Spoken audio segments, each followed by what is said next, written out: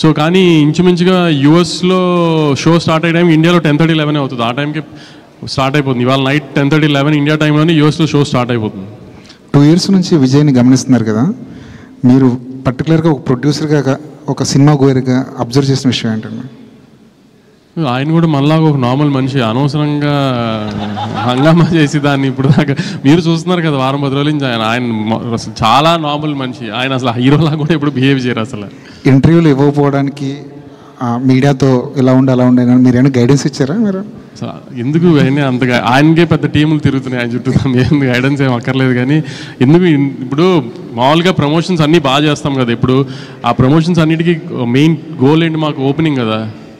ఆ ట్రైలర్ మీద కానీ ఇప్పుడు ఈ లాస్ట్ రిలీజ్ చేస్తున్న పాట మీద కానీ వీఆర్ వెరీ కాన్ఫిడెంట్.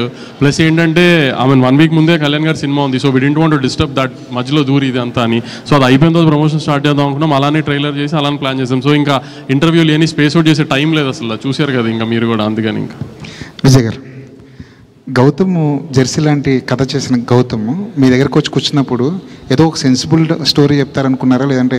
చాలా సెన్సిబుల్ స్టోరీ కింగ్డమ్, అసలు చాలా సెన్సిబుల్ స్టోరీ. అంటే మీరు సీనియర్ జర్నలిస్ట్గా ఏం ఎక్స్పెక్ట్ చేస్తున్నారు ఈ సినిమా నుంచి? మీరు ట్రైలర్ చెప్తారు కదా, ట్రైలర్లో ఏమో ట్రైలర్ కథ అంతా చెప్పేసాం, అది ఓకే, క్లియర్గా ఉన్నారు. అందుకే రాంగ్ ఎక్స్పెక్టేషన్స్ ఆడియన్స్ని సినిమాకి పిలవకూడదని ఉద్దేశంలోనే ట్రైలర్లో కథ ఓపెన్ చేసేసాము. అసలు ఆ ట్రైలర్ అలా చూసిన తర్వాత కూడా మీరేం ఎక్స్పెక్ట్ చేస్తున్నారు? వంశీ గారు ఇక్కడ ఎక్స్పెక్ట్ చేస్తున్నారు అంటున్నారు. ఇప్పుడు మేము ఎక్స్పెక్ట్ చేసే దానికోసం సినిమాని మళ్ళీ రీక్రియేట్ చేస్తారా? మరి రీక్రియేట్ చేస్తున్నాము, మీరు ఎక్స్పెక్ట్ చేసింది తీసామో లేదో మీకు తెలియదు కదా, రీక్రియేట్ చేసిన అవసరం ఉంది. అప్పుడే కానీ చెక్ చేస్తున్నాం మేము పెట్టిన ట్రైలర్ కి ఆడియన్స్ కరెంట్లీ ఏంటి మూడ్, మీ ఎక్స్పెక్టేషన్స్ ఏంటి అని చెక్ చేయడానికి.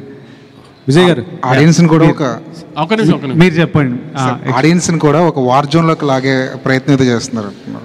ఒక పెద్ద యాక్షన్ కాన్వాస్ ఉన్న సినిమా, ఒక బ్రదర్ ఎమోషన్ ఉన్న సినిమా చూపించబోతున్నారు, అంతేనా? నేను చెప్పానా, మీరు చెప్పండి. Definitely it's very high on emotion. Vamsi గారు